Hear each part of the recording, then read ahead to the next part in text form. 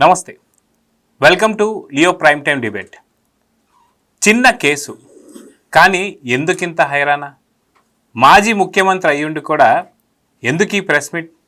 అదేవిధంగా వైసీపీ వాళ్ళందరూ కూడా ఎందుకు గుమ్మడికాయల దొంగలు ఎవరంటే భుజాలు తడుక్కుంటున్నారు? అయితే దీని మీద మాట్లాడడానికి మనతో పాటు ప్యానల్ ఉన్నారు. సీనియర్ జర్నలిస్ట్ సత్యమూర్తి గారు, అదేవిధంగా సీనియర్ జర్నలిస్ట్ కనకదుర్గ వడ్లమణి గారు. సార్ నమస్తే. నమస్తే అండి. సత్యమూర్తి గారు, చాలా చిన్న కేసు, 9 నోట్లు మాత్రమే, 72,000 రూపాయలు మాత్రమే అని చెప్పి మాట్లాడుతున్నారు. కానీ అటు భూమన కరుణాకర్ రెడ్డి గారు వచ్చేసి నైలి నదిలో అసలు ముసళ్ళు ఎన్ని ఉన్నాయో లెక్క పెట్టాలంటున్నాడు. తిరుపతిలో పడ్డ వర్షానికి ఎన్ని చుక్కలో లెక్క పెట్టాలంటున్నాడు. ఇదొక పక్కన పెడితే వైవి సుబ్బారెడ్డి వచ్చేసి ఖచ్చితంగా దొంగతనం జరిగింది, శిక్ష పడాల్సిందే అని చెప్పి ఆయన ఒక పక్క మాట్లాడుతున్నారు. ఎందుకు ఇంత చిన్న కేసుకి ఎందుకు ఇంత పెద్ద రాజ్యాంగం, ఎందుకు ఒక హత్య వరకు పోయింది అంటే ఏం చెప్తారు సార్? అంటే చిన్న కేసు అని జగన్మోహన్ రెడ్డి దాన్ని చిన్న చేసి చూపిస్తున్నాడు అంతే తప్ప అది చిన్న కేసు కాదని వాళ్ళకి తెలుసు. ఇది చిన్న కేసు అయితే జగన్మోహన్ రెడ్డి ఇప్పటికీ పరకామణి కేసుకి సంబంధించి నాకు తెలిసి ఒక 4 సార్లు మాట్లాడాడు. అంటే నేనేదో అతను మాట్లాడినవి కౌంట్ చేయను, కానీ నాకు తెలిసి పరకామణి కేసు గురించి ఇప్పటికీ జగన్మోహన్ రెడ్డి 4 సార్లు మాట్లాడాడు. నేను కూడా మీరు అడిగిన క్వశ్చన్ అడుగుతాను, ఎందుకు అంత కంగారు నీకు? అదే చిన్న కేసు అన్నావు, పోతుంది. చిన్న కేసు అయితే ఏముంది, ఏం పెద్ద విషయం ఏం కాదు కదా, ఎందుకు భయపడుతున్నావు? నువ్వే ఎందుకు మాట్లాడుతున్నావు? నువ్వు డైరెక్ట్గా నువ్వే వచ్చి నువ్వు మాట్లాడుతున్నావు. ఇప్పుడు అప్పట్లో చోరీ జరిగినప్పుడు టీటీడీ బోర్డు చైర్మన్గా ఉన్న వైవి సుబ్బారెడ్డి మాట్లాడుతూనే ఉన్నాడు దీని గురించే. ఇది ఎప్పుడైతే ఈ పరకామణి కేసుని లోక్ అదాలత్లో సెటిల్ చేసుకున్నారో అప్పుడు చైర్మన్గా ఉన్న భూమన కరుణాకర్ రెడ్డి మాట్లాడుతున్నాడు. పోనీ వాళ్ళిద్దరూ మాట్లాడుతున్నారంటే కొంతవరకు అర్థం ఉంది. ఆ టైంలో చైర్మన్లుగా ఉన్నారు కాబట్టి వాళ్ళని వాళ్ళు డిఫెండ్ చేసుకోవడానికి మాట్లాడుతున్నట్టుగా మనం అనుకోవచ్చు. జగన్మోహన్ రెడ్డికి ఏం సంబంధం? జగన్మోహన్ రెడ్డికి పరకామణి కేసు గురించి మాట్లాడాల్సిన అవసరం ఏంటి? జగన్మోహన్ రెడ్డి పరకామణి కేసు తప్పు అనో రైటు అనో చెప్పాల్సిన అవసరం ఏంటి? ఆయనకేం సంబంధం? ఆయన మాట్లాడాల్సిన అవసరమే లేదు కదా. ఆయన మాట్లాడాలంటే మద్యం కుంభకోణం గురించి మాట్లాడుకోమను, లేదు నకిలీ మద్యం ములకల చెరువు మద్యం కేసు ఉంది కదా అది మాట్లాడుకోమను. పరకామణి కేసు గురించి ఎందుకు మాట్లాడుతున్నావు జగన్మోహన్ రెడ్డి? నీకేం సంబంధం? పైగా పరకామణి కేసులో లోపల ఏమి జరిగిందో చెబుతూ ఉన్నాడు ఈ జగన్మోహన్ రెడ్డి. మీకెట తెలుసు? పరకామణి కేసులో న్యాయ సలహాలు తీసుకొని లోక్ అదాలత్కి వెళ్ళి సెటిల్ చేసుకున్నాము అని చెప్తూ ఉన్నాడు. ఎవరి దగ్గర న్యాయ సలహాలు తీసుకున్నావు? నీకు లోక్ అదాలత్, ఇది ఒక చోరీ కేసు. ఆ చోరీ కేసు కూడా ఎవరిదో ప్రైవేటు ఆస్తులు కాదు. ఇది సాక్షాత్తు కలియుగ దైవం వెంకటేశ్వర స్వామి సొత్తుని ఒకడు దొంగిలిస్తే ఇంకొక ఆయన పట్టుకుంటే అది కేసు. ఇది ఈ కేసు మీద నువ్వు అసలు న్యాయ నిపుణులను ఎందుకు అడిగావు? నీకేం సంబంధం? ఏ న్యాయ నిపుణులను అడిగావు? వాళ్ళు నీకేం చెప్పారు? లోక్ అదాలత్లో రాజీ చేసుకోమని నీకు చెప్పిన ఆ జ్యుడిషియల్ స్పెషలిస్ట్ ఎవరో ఉన్నాడని చెప్తున్నాడు కదా, అతను ఎవరు చెప్పు. నువ్వు ఒక ముఖ్యమంత్రిగా పనిచేసావు కాబట్టి నువ్వు వచ్చి పరకామణి కేసును భుజం మీద వేసుకొని ఇంత వాదిస్తున్నావు కాబట్టి నీకు దీన్ని లోక్ అదాలత్లో సెటిల్ చేసుకో అని సలహా ఇచ్చిన నీకు న్యాయాధికారో న్యాయమూర్తో న్యాయ అడ్వకేటో ఎవరు చెప్పు. సార్ నాకు ఒక చిన్న డౌట్ వచ్చింది సార్. ఫర్ ఎగ్జాంపుల్ మీ ఇంట్లోనో లేదంటే మీ జేబులోనో దొంగతనం జరిగింది, అది అనుకోకుండా కనకదుర్గ గారు చేశారని చెప్పేసి అనుకున్నాం. అయితే మీ ఇద్దరిని పెట్టి మీది ఎంత పోయింది, మీరు ఎంత తీశారు అని చెప్పి మీ ఇద్దరి మధ్య తీసుకొచ్చి లోక్ అదాలతులు, ఒకరు కేసు పెట్టినా లోక్ అదాలతులు తీసుకొచ్చి మీ దగ్గర ఎంత పోయింది, మీరు ఎంత ఇచ్చారు, ఓకే ఇక్కడ సెటిల్ చేయొచ్చు. కానీ దేవుడి దగ్గర ఎంత పోయిందో అనేది ఎవరు చూస్తారు? దేవుడి దగ్గర ఎలా దీన్ని సెటిల్ చేశారంటే ఏం చెప్తారు? అంటే అసలు మీరు చెప్పిన పోలికే తప్పు.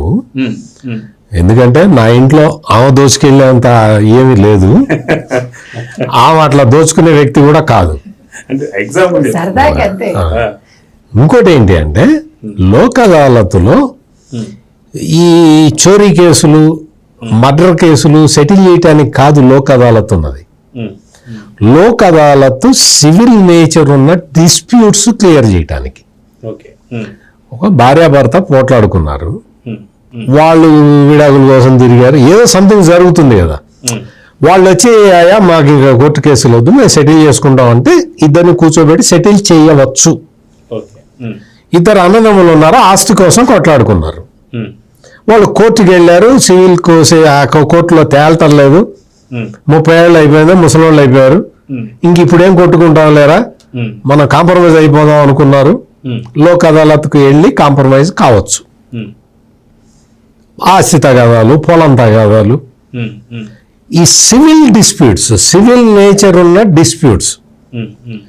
ఇప్పుడు ఎవరో వెళ్తూ ఉంటారు, ఎంఈ యాక్ట్ అప్లికబుల్ అవుతుందో, ఎవరినో గుద్దుతారు, అతనికి ఏదో కాలు ఎరగడం ఏదో జరుగుతుంది, ఆ కేసు నడుస్తూ ఉంటుంది.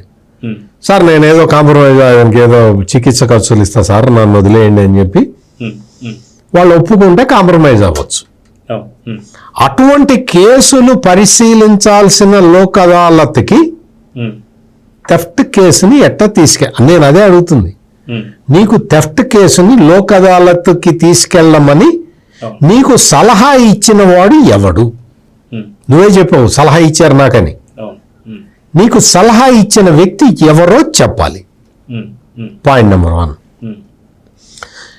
పాయింట్ నెంబర్ 2 ఏంటి అంటే ఇప్పుడు మీరు అన్నదే, నన్ను కనకదుర్గ గారిని ఎగ్జాంపుల్గా చెప్పిన మీ ఇది ఉంది కదా, ఆ పోలిక కరెక్ట్గా లేదు. కానీ ఈ సివిల్ ఇప్పుడు ఇద్దరి మధ్య జరిగిన నేరం అయితే ఆ నేరం దీని అంటే పోలీసులు కేసు పెట్టడం, పోలీసులు దర్యాప్తు చేయటం, దాన్ని కోర్టుకు పెట్టడం, ఆ కోర్టులో సెటిల్ కావడం, ఇదంతా ఉంటుంది. ఇది అసలు వెంకటేశ్వర స్వామి డబ్బుల్ని ఎవడో కొట్టేస్తే అక్కడ విధి నిర్వహణలో ఉన్న పోలీస్ ఆఫీసరు దాన్ని పట్టుకుంటే వీళ్ళిద్దరిని కూర్చోబెట్టి సెటిల్ చేస్తాం? లోక్ అదాలత్లో నేరాలు సెటిల్ చేయరు. Point number 1. నెంబర్ 2, అసలు ఇది నీ సొమ్ము కాదు, ఆడి సొమ్ము కాదు, దేవుడి సొమ్ము. నువ్వు ఎట్లా లోక్ అదాలత్కి తీసుకెళ్తావు? నీకు చెప్పింది ఎవరు?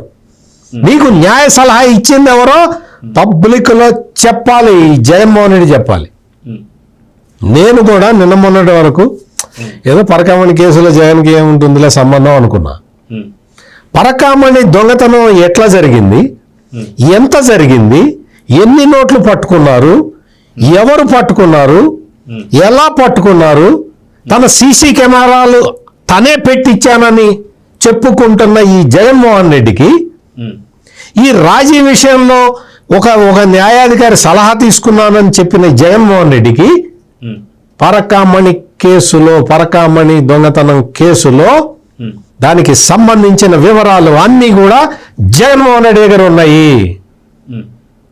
ఉన్నాయి అంటే దాని అర్థం ఆయనకు కూడా ఈ కేసుతో సంబంధం ఉన్నది అని మనం ఒక ప్రాథమికంగా ఒక నిర్ధారణకు రావచ్చు. లేకపోతే ఇన్ని విషయాలు నువ్వు ఎట్ట చెప్తావు? ఇన్ని అంశాలలో పోలీసులు ఏం విచారణ చేశారు, లోక్ అదాలత్లో ఏం సెట్ అయింది, ఆ తర్వాత జరిగిన పరిణామాలు, ఇవన్నీ నీకెట తెలుసు? లేదండి ముఖ్యమంత్రి అయితే ఆ మాత్రం తెలుసుకోలేడా అంటారా? ముఖ్యమంత్రి అయితే నాకు ఆ మాత్రం తెలీదా అని అంటే పూర్తి వివరాలు చెప్పు. ముఖ్యమంత్రి అయితేనా? అప్పుడు ముఖ్యమంత్రిగా ఉన్న జగన్మోహన్ రెడ్డి మళ్ళీ వచ్చి అదేందండి నేను ముఖ్యమంత్రిని నాకు తెలీదా అన్నాడు అనుకో, తెలుసు కదా నీకు పరకామణి కేసుని, చోరీ కేసుని లోక్ అదాలత్లో సెటిల్ చేసుకోవచ్చు అని నీకు సలహా ఇచ్చిన వాడెవడో ఆ పేరు బయట పెట్టాలి. ఇది అంతా కూడా జగన్మోహన్ రెడ్డికి తెలిసే జరిగింది అనే దానికి ఇంతకన్నా నిర్ధారణ అక్కర్లేదు. ముఖ్యమంత్రి కార్యాలయం కూడా ఇందులో ఇన్వాల్వ్ అయి ఉన్నది అన్న దాంట్లో కూడా ఎటువంటి అనుమానము అవసరం లేదు. ఈ పరకామణి కేసులో నీకు దొరికింది 72,000 రూపాయలు అయితే నువ్వు 14,48,00,000 రూపాయల ఆస్తిని నువ్వెట్ట స్వాధీనం చేసుకున్నావు? నీకేం సంబంధం? నువ్వు అతను కొట్టేసింది 72,000 అని నువ్వెట్లా నిర్ధారిస్తావు? వాస్తవంగా నాకు తెలిసిన సమాచారం మేరకు ఆ రోజున అతని దగ్గర నుంచి 12 నుంచి 17 లక్షల రూపాయలు స్వాధీనం చేసుకున్నారు. అతను దాదాపుగా 120 కోట్ల రూపాయలు ఈ పరకామణి నుంచి దొంగిలించాడు అన్న ఆరోపణలు కూడా ఇప్పుడు చాలా స్పష్టంగా బయటకు వస్తూ ఉన్నాయి. నువ్వు 14,48,00,000 మాత్రమే స్వామివారికి రాసిచ్చి మిగిలిన ఆస్తులు ఏం చేశావో చెప్పాలి. ఎవరు సెటిల్ చేశారో, ఎవరు ఈ ఆస్తులన్నీ రాయించుకున్నారో, ఈ ఆస్తులు రాయించుకున్న వాళ్ళ పేర్లు మీరు బయట పెట్టండి అని అడుగుతున్నాడు సజ్జల రామకృష్ణారెడ్డి ఒకసారి. దానికోసమే కదా విచారణ జరుగుతున్నది. దానికోసమే అప్పట్లో పనిచేసిన ఒక పోలీసు ఉన్నతాధికారి. మీరు చెప్పండి చూద్దాం అంటున్నాడా? మాకు తెలుసు కానీ మీరు చెప్పండి చూద్దాం అంటున్నాడు. అదే ఆయన ఉద్దేశం. అదే మాకు తెలుసు కానీ మీకు తెలిస్తే చెప్పండి అంటున్నాడు. ఇప్పుడు ఒక పోలీసు ఉన్నతాధికారి కూడా ఇందులో ఉన్నాడు. అవన్నీ బయటికి రావాలి. అందుకోసమే ఈ విచారణ. సీల్డ్ కవర్లో పూర్తి సమాచారాన్ని కోర్టు అడిగిన విధంగా అందజేశారు. We have to wait for further instructions from the court. Kanakadurga garu, Jaganmohan Reddy ఇది చాలా చిన్న కేసు అని చెప్పేసి అంటున్నారు, ఓన్లీ 9 నోట్లే అని చెప్పేసి అంటున్నాడు. కానీ ఒక హత్య అయితే జరిగింది. ఇదంతా తీసి పక్కన పెడితే ఇప్పుడు దాకా మన సత్యమూర్తి గారు చెప్తున్నట్టు దాదాపు 4 నుంచి 5 సార్లు ఇప్పటిదాకే ప్రస్తావించారు. అయితే ఇది చిన్న కేసు అంటున్నారు. ఇంతకన్నా చిన్న కేసు అంటే వాస్తవానికి దేనికన్నా చిన్న కేసు అంటున్నారు అంటే తల్లి మీద ఎన్సిఎల్టీలో కేసు పెట్టారు కదా, దానికన్నా ఇంకా ఇది చిన్న కేసా? లేదంటే షర్మిలాకు సంబంధించిన ఆస్తులు ఉన్నాయి కదా దానికన్నా చిన్న కేసా? లేదంటే వైవి వివేకానంద రెడ్డి గారి హత్య జరిగింది దానికన్నా ఇంకా చిన్న కేసా? ఎందుకని ఈ కేసు మాత్రాన్ని దాదాపు 4 నుంచి 5 సార్లు మాట్లాడాడు అంటే ఏం చెప్తారు? వీటికన్నా కాదు కానీ ఆయన అక్రమాస్తుల కేసు కన్నా చిన్న కేసు. ఎగ్జాక్ట్లీ. ఆయన మొత్తం 1,00,000 కోట్లు తినేశాడు కదా, దానికంటే ఇవన్నీ చాలా చిన్నవి. అయితే ఇక్కడ మనం తల్లి మీద పెట్టిన కేసులు మనం అంటే వాటిని మనం తల్లికి సంబంధించి మనకు దాన్ని ఎస్టిమేట్ అయ్యలేం. అంటే తల్లి కదా, కానీ ఆయనకు ఆ బాధ లేదు. సో ఇవన్నీ పక్కన పెడితే ఇప్పుడు ఆయన బాధ ఏంటంటే మొత్తం ఇంత కొట్టేశారు అనేది ఇవాళ బయటకు వచ్చేస్తోంది అనేది జగన్మోహన్ రెడ్డి భరించలేకపోతున్నాడు. ఎట్లా వీళ్ళు పట్టుకుంటారు అసలు? ఎన్ని లక్షలు ఎన్ని కోట్లు తినేశారనేది వీళ్ళకి ఎలా తెలుస్తోంది? అందుకే ఇందాక సత్యమూర్తిగా చెప్పారు కదా సజ్జల అడుగుతున్నాడని. వాళ్ళు అడుగుతారు ఎందుకంటే వాళ్ళకే తెలుసు అనుకున్నా. ఇక్కడ చూడండి చాలా పాయింట్స్ ఉన్నాయి. ఒకటి, ఇప్పుడు మేము దాన్ని ఆధునీకరించాము, ఏది పరకామణిని అన్నాడు కదా, అంటే ఆధునీకరించి మీరు ఏం చేశారు? దాన్ని ఏమంటారు, కెమెరాస్ పెట్టి సీసీ కెమెరాలు అవి పనిచేయకుండా చేశారా? అవి ఇంకా చాలా బాగా పవర్ఫుల్గా పనిచేయాలిగా, మరి ఎందుకు ఆ ఫుటేజ్ దొరకట్లేదు? మాయం చేస్తే ఎట్లా దొరుకుతుంది? అదే అడుగుతున్నా. అంటే ఆయన చెప్పిన దానికి కాంట్రడిక్టరీ చెప్తున్నా. తర్వాత ఈయనవడు మన కరుణాకర్ రెడ్డి అంటాడు వాళ్ళ దాంట్లోనేనండి, వాళ్ళ వైసీపీ హ్యాండిల్లోనే అంటున్నాడు, నా మీద ఆరోపణలు వచ్చి ఆయన నన్ను పిలిచిన సిఐడి అధికారులు ఆధారాలు ఉన్నాయని టీటీడీ బోర్డు ఎందుకు పిలవట్లేదు అంటున్నాడు. తర్వాత నన్ను అధికారులు విచారించడం ప్రభుత్వాన్ని సంతృప్తిపరచడం కోసమా? అలా అయితే నిష్పాక్షిక విచారణ జరిగినట్టేనా అంటున్నాడు కదా. ఇంకొక మాట ఏమన్నాడంటే విచారణాధికారుల తీరు వల్ల ఒక నిజాయితీ అధికారి బలైపోయాట. అందుకని ఇప్పుడు కింద ఉండే అధికారులను కూడా వీళ్ళు వేధిస్తున్నారట, వేధించి వాళ్ళని అరెస్ట్ చేయడానికి చూస్తున్నారట. అంటే మీరు ఒప్పుకోండి అని వాళ్ళ మీద బలవంతంగా చెప్తున్నారట.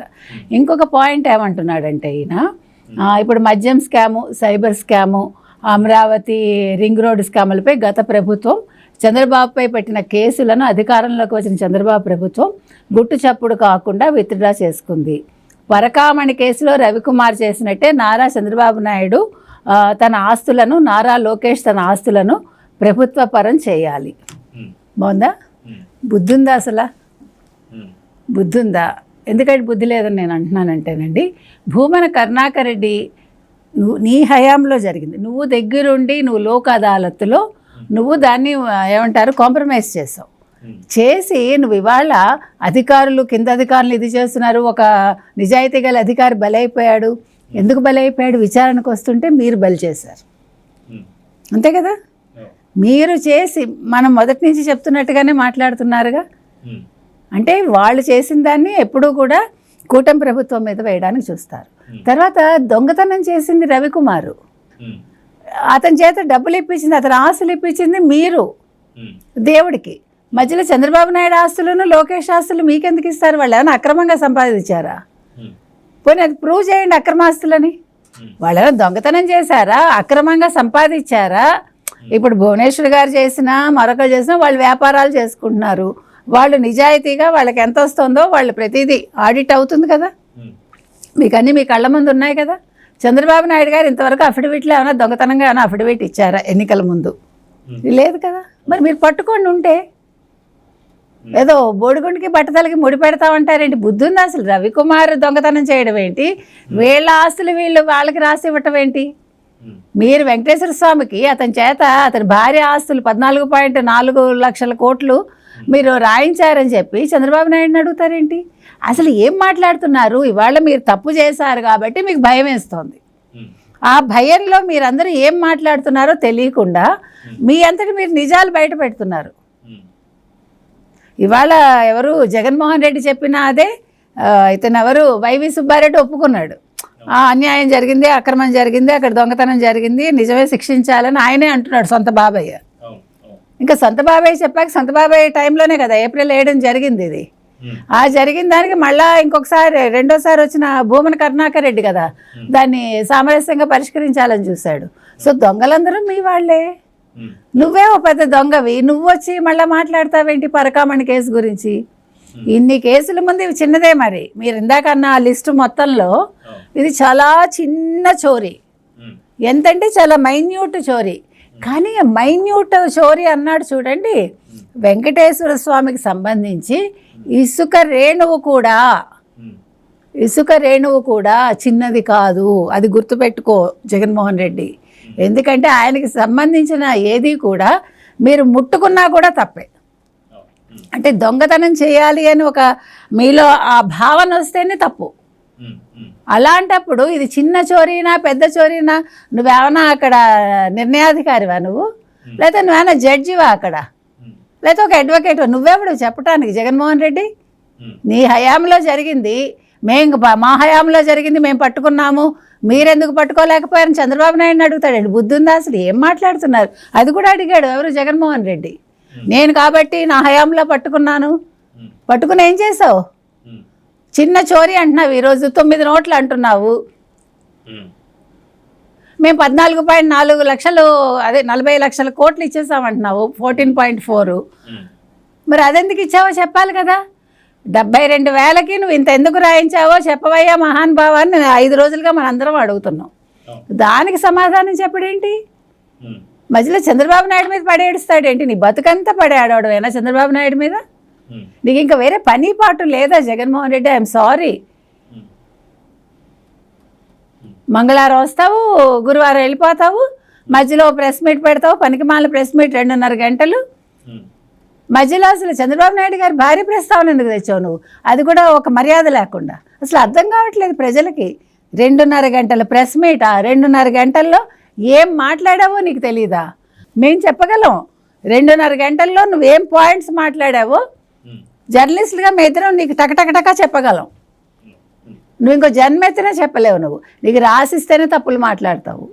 కాబట్టి ఈ పరకామణి కేసు అనేది ఇవాళ వాళ్ళ మెడకు ఒక గుది బండండి, అందులో సందేహం లేదు. వాళ్ళు భయపడి చచ్చిపోతున్నారు ఇప్పుడు. ఎందుకంటే ఒక పక్క ఇతను వైవి సుబ్బారెడ్డి ఒప్పుకున్నాడు, ఇక్కడేమో భూమన కరుణాకర్ రెడ్డి దాంట్లోంచి ఎలా బయటపడాలా అని చూస్తున్నాడు. జగన్మోహన్ రెడ్డి వీళ్ళని ఎలా కాపాడాలా అని ప్రెస్ మీట్ పెట్టి పాప నిజాలు కక్కుతున్నాడు ఆయన. సో ఇప్పుడు విలవిల్లాడుతున్నది ఎవరు? సుబ్బారెడ్డి, భూమన కరుణాకర్ రెడ్డి, ధర్మారెడ్డి. ఎవరి వల్ల? జగన్మోహన్ రెడ్డి వల్ల. ఓ పక్క మూలిగే నక్క మీద తాటికాయ పడిందని ఈ పరకామణి కేసులో ఏం చేయాలో తెలియక చేస్తూ ఉంటే ఈ జగన్మోహన్ రెడ్డి వచ్చి అవునండి మా వాళ్ళు చేశారండి, 72,000 9 నోట్లు పట్టుకున్నారండి, అందుకే 14.4 కోట్లు రాయించారండి అంటూ పాప నిజాలు ఒప్పుకుంటున్నాడు. సో ఇదండి పరిస్థితి. మరి పరకామణి కేసులో ఇప్పుడు అసలు దొంగ ఎవడు, ఆ పెద్ద దొంగ ఎవరు అనేది తేలాలి.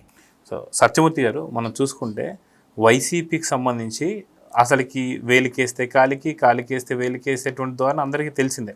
అయితే ఇక్కడ పరకామణి తిరుపతికి సంబంధించి మాట్లాడుతుంటే అక్కడ సింహాచలంలో 55,000 కొట్టేసిన వాడిని ఏం చేశారు, వాడిని తీసుకొచ్చేసి మీరు ఎంత రాయించుకున్నారని చెప్పి మాట్లాడుతారు. కానీ అక్కడ లోక్ అదాలత్లో వాళ్ళకి అక్కడ సెటిల్మెంట్ చేయలేదు. అక్కడ తీసుకొచ్చారు, అరెస్ట్ చేశారు, జైల్లో పెట్టారు. కానీ ఇక్కడ ఎందుకు ఇష్యూ జరుగుతుంది అని చెప్పేసి అడిగినప్పుడు సింహాచలం గురించి మాట్లాడుతుంటే దాన్ని ఎలా చూడాలంటారు? అతనికి ఏం మాట్లాడాలో తెలియదు. అతనికి మనసు నిండా కచ్చ. ఈ తెలుగుదేశం నాయకుల్ని చూస్తే ఉక్రోషం పట్టలేడు. అసలు ఈ వైవి సుబ్బారెడ్డి, భూమన కరుణాకర్ రెడ్డి అసలు వీళ్ళకిను అనువంశిక ధర్మకర్త అయిన పూసపాటి అశోక్ గజపతి రాజుకి పోలిక ఏమన్నా ఉందా? అసలు నీకు వాళ్ళిద్దరికి తేడా ఏమన్నా తెలుసా నీకు?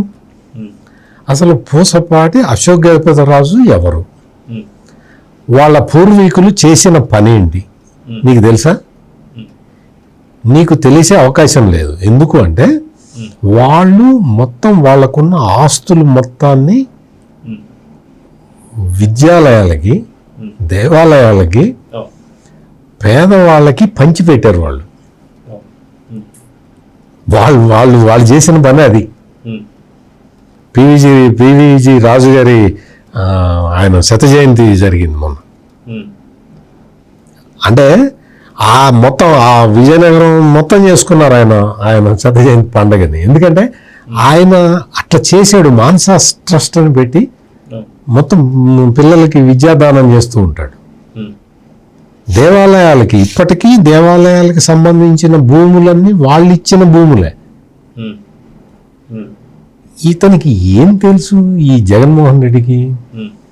నీకు అటువంటి సింహాచలం దేవస్థానంలో ఆ హుండీ లెక్కింపు దగ్గర చోరీ జరిగితే వాళ్ళ ఇద్దరిని పట్టుకున్నారు. వాళ్ళిద్దరిని పోలీసులకు అప్పగించారు. పోలీసులు కేసు విచారణ చేస్తున్నారు. దీనికి వచ్చి అశోక్ గజపతి రాజు వచ్చి అది కూడా ఇతనికి జగన్మోహన్ రెడ్డికి ఎంత పెద్ద దుర్గుణం అంటే అసలు పెద్ద చిన్న లేదు. తల్లి స్థాయి వ్యక్తి అని లేకపోతే తండ్రి స్థాయి వ్యక్తి అనే తారతమ్యం తెలీదు. ఇతనికి ఉచ్చం నీచం లేవు. అశోక్ గజపతి రాజు లాంటి వ్యక్తిని, నిఖార్సైన వ్యక్తిని, ఆయన మంత్రిగా ఉండి ఆయన సొంత కారులో, అంబాసిడర్ కారులో తిరిగేవాడు. ఆయన ఈ రోజున ఆయన గోవా రాష్ట్రానికి గవర్నర్ అయితే నీకు ఆ విషయం కూడా తెలీదా నీకు? అంత బలుపా? నీ బలుపు మాటలేంటి? ఆయన పేరేంటి? అశోక్ గజపతి రాజా. ఏదో రాష్ట్రానికి గవర్నర్. ఏ రాష్ట్రానికి?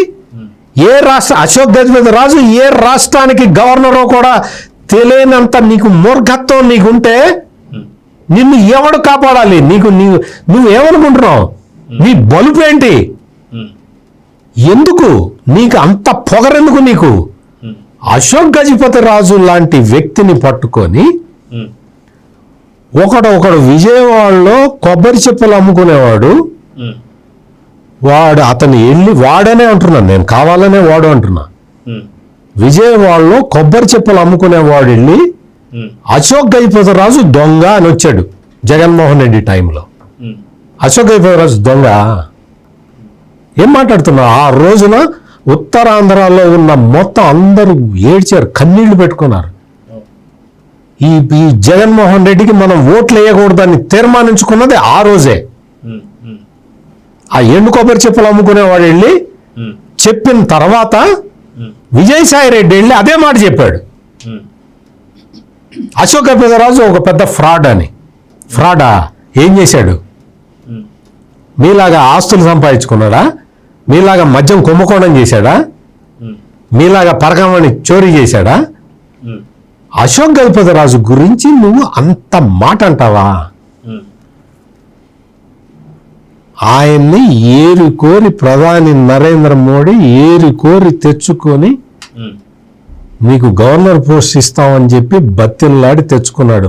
నరేంద్ర మోడీకి మనుషుల విలువ, నిజాయితీ మనుషుల విలువ నరేంద్ర మోడీకి తెలుసు కాబట్టి అశోక్ గజపతిరాజుకి ఫోన్ చేసి మీరు నా ఆఫర్ని మీరు యాక్సెప్ట్ చేయాలి అని చెప్పి రిక్వెస్ట్ చేసి మరీ గవర్నర్ పోస్ట్ ఇచ్చాడు. ఆయన డెడికేటెడ్ తెలుగుదేశం పార్టీకి డెడికేటెడ్ మనిషి కాబట్టి ఆయన ఏమన్నాడో తెలుసా? ప్రధాని Narendra Modi governor post offer చేస్తే అశోక్ గజపతిరాజు ఏం చెప్పాడు అంటే, అయ్యా మా పార్టీ అధ్యక్షులు వారు ఉంటారు, ఆయన్ని ఒక్కసారి అడిగి వారి పర్మిషన్ తీసుకొని నేను మీకు చెప్తాను అన్నాడు. టైం తీసుకున్నాడు ఆయన. అంటే ఎంత గొప్ప మనిషి అశోక్ గజపతిరాజు. ఎవడైనా సరే అంటే ఈ జగన్మోహన్ రెడ్డి లాంటి వాళ్ళు తండ్రి శవాన్ని అక్కడ పెట్టి సంతకాలు, ముఖ్యమంత్రి పదవి కోసం సంతకాలు సేకరణ చేసిన వాళ్ళకి ఈ పదవి తీసుకోవటానికి ఒక ప్రొసీజర్ ఉంటుంది. ఆ ప్రొసీజర్ ప్రకారం నేను నా పార్టీ అధ్యక్షుడు చెప్పిన మాటే వింటాను అని చెప్పే నైతిక విలువలున్న వ్యక్తికి సంబంధించిన విలువలు ఈ వీళ్ళకి ఎట్లా అర్థమవుతాయి? పక్కన తండ్రి చచ్చిపోయాడు. ఆ తండ్రికి మొత్తం అంతా డెడ్ బాడీ అంతా బాడీలో పార్ట్లన్నీ దొరికినాయి. ఆ పార్ట్లన్నీ ఎగ్రిగేట్ చేశారు, తీసుకొచ్చి పెట్టారు. ఒక కాలు దొరకలేదు, ఏదో కాలు తీసుకొచ్చి పెట్టారు. అటువంటి పరిస్థితుల్లో, హృదయ విదారకమైన పరిస్థితుల్లో రాష్ట్రంలో రాజశేఖర్ రెడ్డి అభిమానులందరూ కన్నీరు పెడుతున్న సమయంలో సొంత కొడుకు అయ్యుండి సంతకాల సేకరణ చేశాడు. ఎందుకు? సోనియా గాంధీకి పంపించాలని తీర్మానం చేసి నన్ను ముఖ్యమంత్రిగా ప్రకటించాలి అని చెప్పి తీర్మానం చేయండి. వీళ్ళకి ఏమర్థం? అశోక్ గజపతిరాజు విలువ వీళ్ళకి ఏమర్థం అవుతుంది, ఏం తెలుస్తుంది? అందుకని సింహాచలంలో జరిగిన దొంగతనం కేసు పోలీసులకు అప్పగించారు. పోలీసులు కేసు పెట్టారు. ఇద్దరిని ఉద్యోగాల నుంచి తీసేశారు. నీకు పరకామణి కేసులో కూడా కరెక్ట్గా జగన్మోహన్ రెడ్డి సెల్ఫ్ గోల్ కొట్టుకోవటంలో సుప్రసిద్ధుడు. నీకు అక్కడ ఏం చేశారు? నీకు సింహాచలం అప్పన్న సొమ్ముని కొట్టేసిన వాళ్ళని, పట్టుకున్న వాళ్ళని కూర్చోబెట్టి కాంప్రమైజ్ చేశారు. ఆ జగన్మోహన్ రెడ్డి చేయలే, కేసు పెట్టారు. చట్టం ఎట్ట చెప్తే అట్ట పనిచేశారు. నువ్వేం చేసావు? కేసు కొట్టేసిన, ఈ డబ్బులు కొట్టేసిన వాడిని, పట్టుకున్న వాడిని కూర్చోబెట్టి రాజీ చేసావు. అదే కుంభకోణం. ఇన్ని రోజుల నుంచి మేము చెప్తున్నదే అది. పరకామణి కుంభకోణం. నువ్వు పరకామణి చోరీ తర్వాత జరిగిన కుంభకోణం. అది చిన్నదే అయితే, నువ్వు చెప్పినట్టు చిన్నదే అయితే మీరందరూ కలిసి న్యాయ కోవిదులను అడిగి వాళ్ళందరి సలహాలు తీసుకొని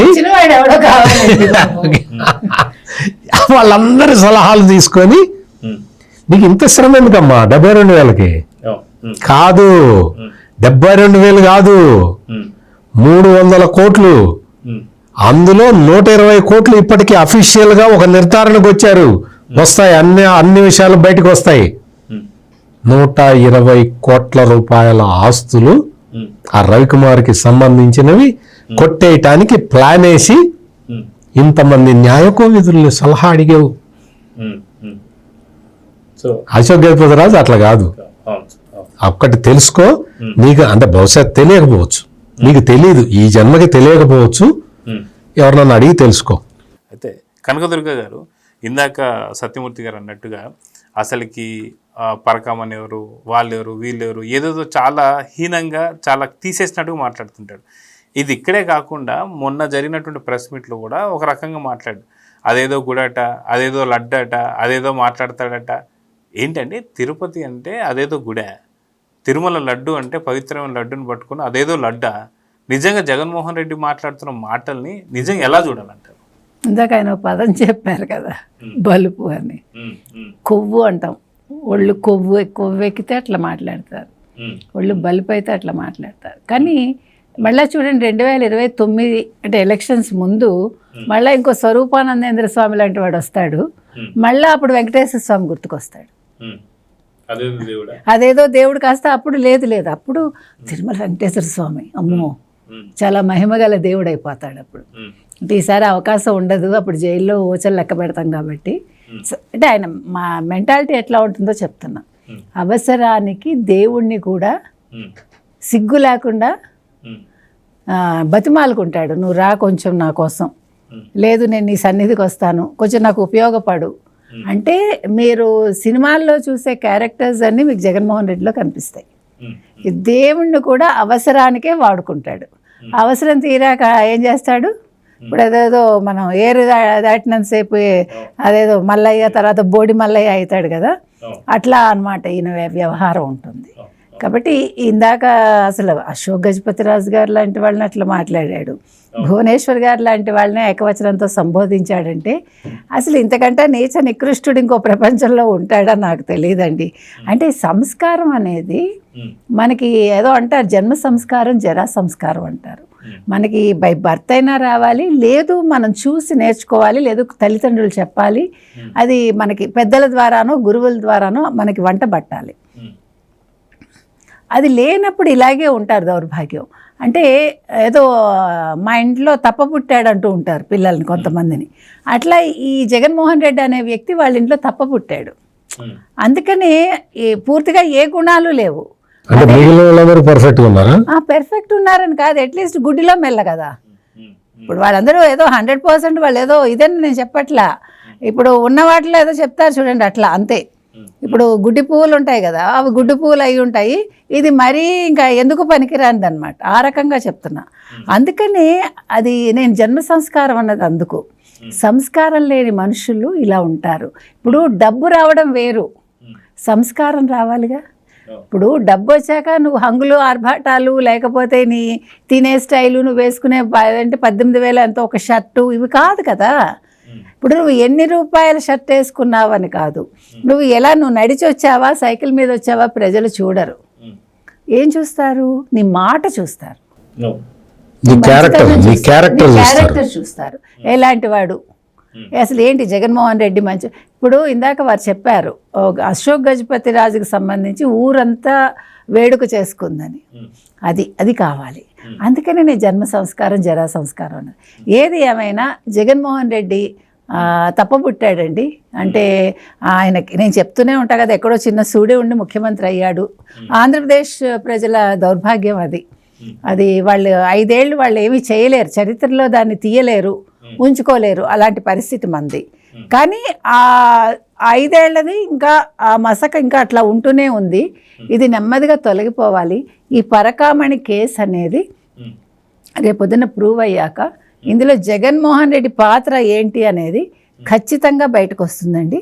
వచ్చినప్పుడు ఏం మాట్లాడతాడో చూద్దాము. అంటే మాట్లాడే అవకాశం ఉంటుందో లేదో నాకు తెలియదు, కానీ జడ్జెస్ మాత్రం ఈ విషయంలో ఎక్కడా కూడా చిన్న పిసరు కూడా ఎవడి మీద జాలి తలచకూడదు. మాజీ ముఖ్యమంత్రి అని మీరేమీ స్పెషల్గా ఏమీ ట్రీట్ చేయక్కర్లేదు. అంటే ముందే చెప్తున్నాం మనం, ఇది ప్రజల మనోభావాలు, ముఖ్యంగా హిందువుల మనోభావాలతో ఆటలాడుకున్నాడు కాబట్టి, చిన్న చోరీ అదేదో గుడి అదేదో లడ్డు అన్నాడు కాబట్టి అదేదో జైలు అదేదో శిక్ష అని ఆ న్యాయమూర్తి చెప్పాలని నేను కోరుకుంటున్నాను.